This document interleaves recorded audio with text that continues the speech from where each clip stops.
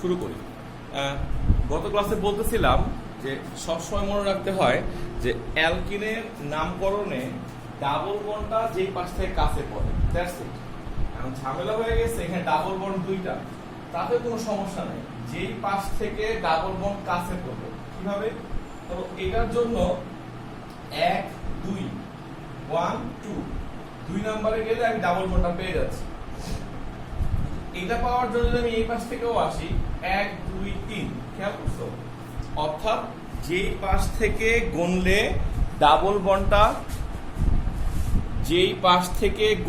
Double বন্ডটা কাছে পড়বে, হ্যাঁ, ওই একই নিয়ম থাকলো, নতুন কোনো নিয়ম আসে না এখানে। সো ডাবল বন্ড যদি একাধিকও হয় তুমি একই নিয়ম ফলো করবা, কেমন? তাই তোমার আর কোনো ঝামেলাই থাকলো না। যদি পরীক্ষায় নামকরণ নিয়ে ফাইজলামি করতে চায় তাহলে ডাবল বন্ডের এইটা হচ্ছে সবচেয়ে ভালো একটা উদাহরণ। এরপরে আর তোমাকে ঝামেলায় ফেলতে পারবে না কেউ। আচ্ছা, এখন আমার কোশ্চেনটা হচ্ছে এখানে যে ডাবল বন্ডটা আমি করলাম, কাজটা করা হলো, তাহলে আমি নাম্বারিংটা করে ফেলি।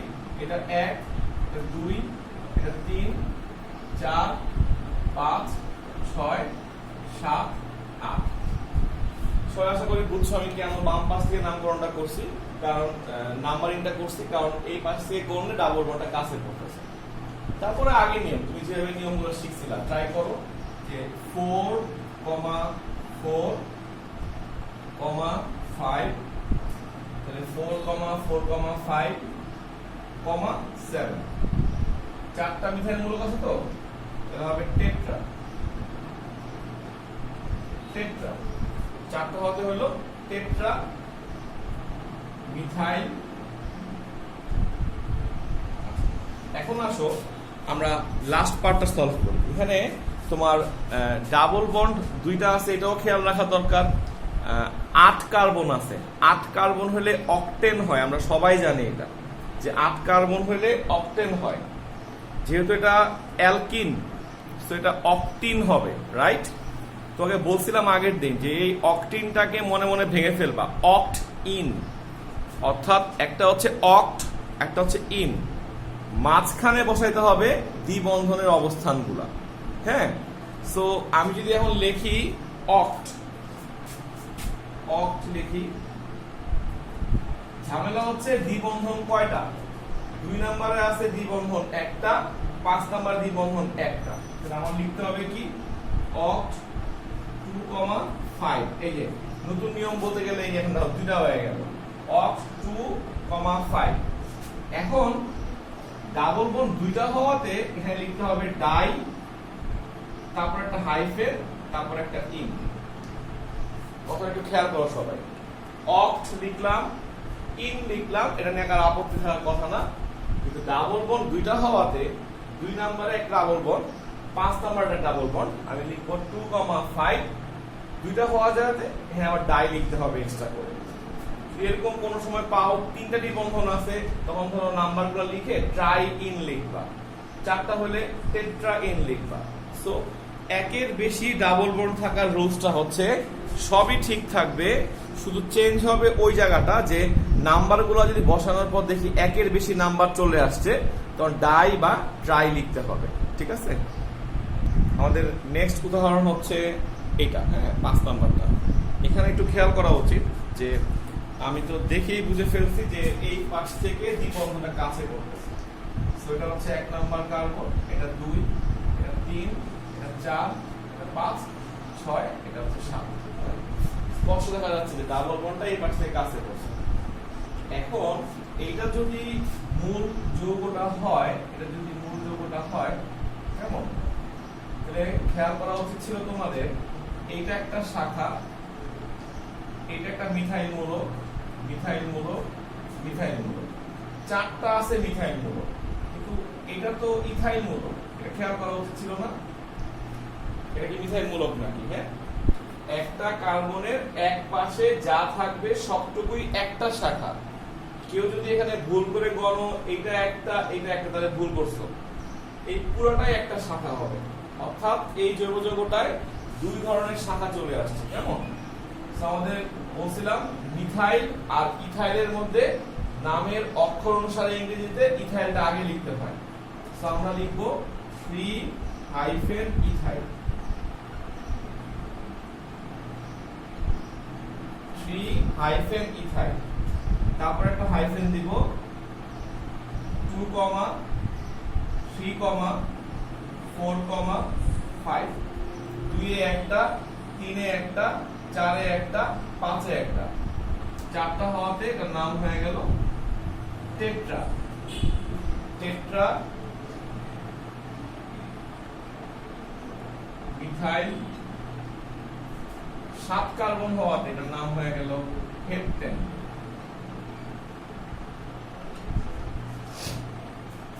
তাই না? হেপটেন লিখবা?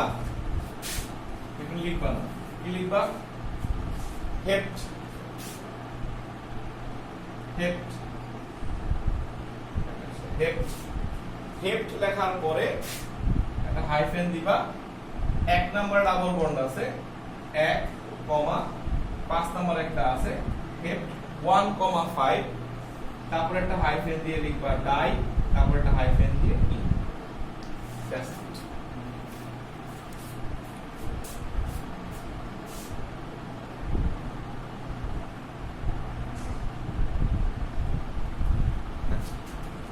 Three ethyl 2, 3, 4, 5 tetra methyl hept 1, 5 di yne. আমি বলি অ্যালকাইনের নিয়মটা হচ্ছে হুবহু অ্যালকিনের মতো।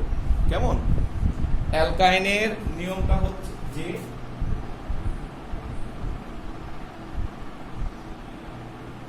না, কখনোই না। ওকে, অ্যালকাইনের নিয়মটা হচ্ছে, অ্যালকাইনে নিয়মটা কোন নিয়মই নাই, হুবহু অ্যালকিনের নিয়ম। তুমি লিখে রাখো, অ্যালকাইনের নিয়মটা হচ্ছে হুবহু অ্যালকিনের নিয়ম, একদম অ্যালকিন।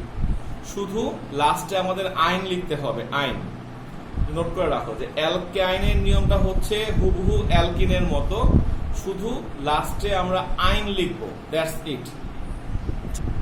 এটা একটা অ্যালকাইন। তো অ্যালকাইনের ক্ষেত্রে নিয়ম অনুসারে তুমি দেখো ত্রিবন্ধনটা যে পাশে কাছে করবে, থার্ড ত্রিবন্ধনটা, তাহলে আমি এটাকে 1 নাম্বার ধরতে বাধ্য হয়ে যাচ্ছি, কারণ এদিকে 2 নাম্বারে কার্বনের পর দেখছো। সো 1, 2, 3, 4, 5, 6, 7। সেম ভাবে এখানে একটা মিথাইল মূলক আছে, 2টা মিথাইল মূলক আছে, 3টা মিথাইল মূলক আছে, এটা একটা ইথাইল মূলক, রাইট? সো নামটা কিভাবে হবে? 4 ইথাইল, 4 ইথাইল হাইফেন দিব, 3 এর 2টা আছে, তাহলে 2 বা 3 লিখবো, 3, 3, 4 লিখবো, ট্রাইমিথাইল। কেমন? তারপর তো আশা করি বুঝে ফেলছো, যেহেতু 7 কার্বন, এখানে একটা হেপ্ট হবে, হেপ্ট 7 কার্বন হওয়াতে এখানে হেপ্ট হবে, হেপ্ট হওয়ার পরে 1, 5 হবে, হেপ্ট 1, 5 ডাই আইন।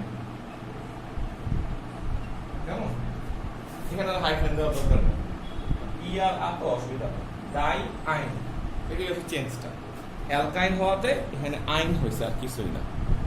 নিয়মটা হচ্ছে যদি 2 পাশ থেকেই ট্রিপল বন্ডটা কাছে পড়ে, একই দূরত্বে পড়ে, মানে এই পাশ থেকে কোনটাও 1 নাম্বার কার্বন, এই পাশ থেকে কোনটা 1 নাম্বার কার্বন, তখন তুমি চিন্তা করবা অ্যালকেনের নিয়মটা কি ছিল। অ্যালকেন তখন বলছিল যে এই পাশ থেকে শাখাটা কাছে পড়ে, সো এই পাশ থেকে গুনলে 1, 2, 3 4 নাম্বার শাখা পাওয়া যাচ্ছে, আর এই পাশ থেকে 3 নাম্বারে পাওয়া যাচ্ছে। ওইটা না বুঝতে যে আগের মতো চিন্তা করো, আমি যদি এই পাশ থেকে নাম্বারিংটা করি, 4 নাম্বারে 2টা আছে, 4 যোগ 4, 5 নাম্বারে 2টা আছে, 5 যোগ 5 হয়ে গেল 18, আর এই পাশ থেকে নাম্বারিং করলে 3 নাম্বারে 2টা আছে, 3 প্লাস 3, আর 4 নাম্বারে 2টা আছে, 4 প্লাস 4, 7, 7, 14। তখন তুমি কাউন্টিং করবে এই পাশ থেকে 1, 2, 3, 4, 5, 6, 7। ঠিক আছে? তখন এটার নামটা কি হওয়া উচিত?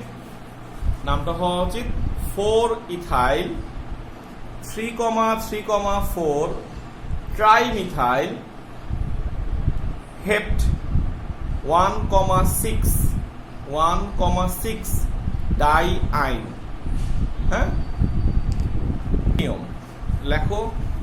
অ্যালকোহলের ক্ষেত্রে নিয়ম লিখে নাও, যেই পাশ থেকে ও এইচটা কাছে পড়বে। অ্যালকোহলের ক্ষেত্রে যেই পাশ থেকে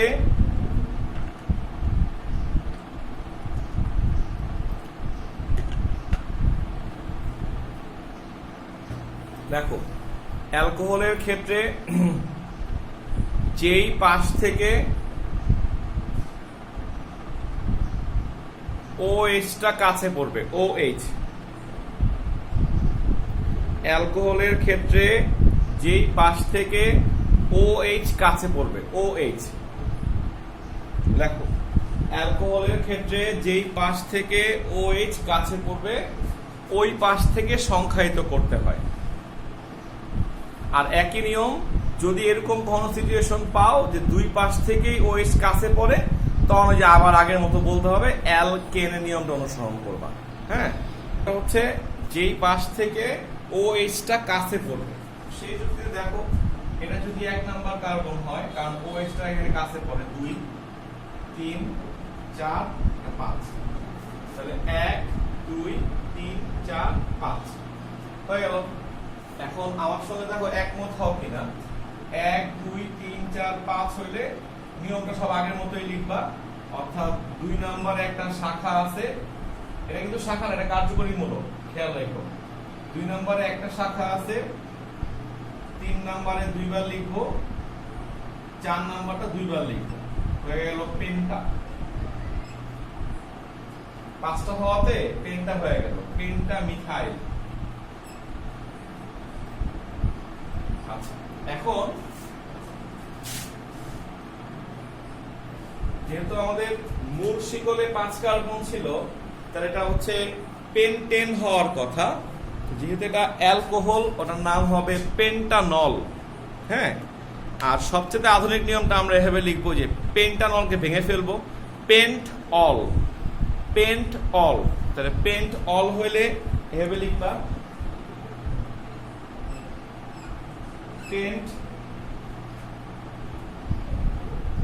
OH-টা 2 নম্বরে আছে, তুমি লিখবা পেন্ট টু অল। এটা ক্লিয়ার কেন রাখো, দেখছো? এইভাবে শিখলে তোমার সুবিধাটা কি দেখছো? সবগুলো নামকরণ কিন্তু একই রকম হয়ে যাচ্ছে। কিভাবে লিখবো? আমাদের নাম্বারিংটা শুরু হবে এইভাবে যে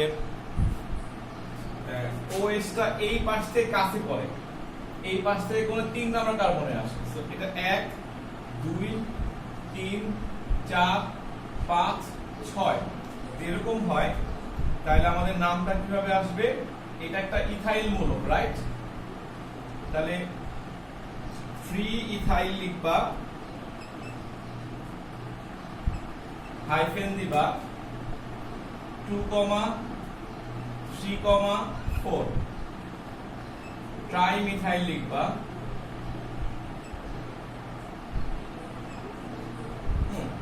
2,3,4 ট্রাইমিথাইল লিখবা। আর কুল যৌগটার জন্য হয়ে গেল এখানে 6 কার্বন, তাহলে হবে হেক্স, হেক্স। 4 নাম্বার একটা OH আছে, 2 নাম্বার একটা OH আছে, তাহলে হেক্স 2,4 ডাইঅল।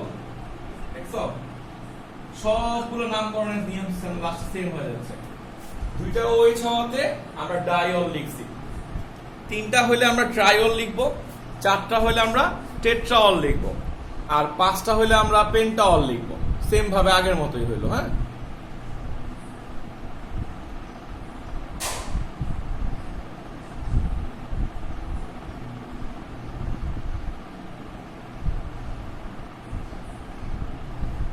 ওকে, আচ্ছা। সবাই দেখো নিয়মটা বুঝছো কিনা আমার।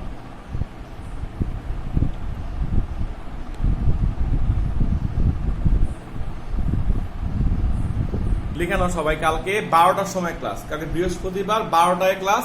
আমরা নামকরণ শেষ করবো কালকে, হ্যাঁ।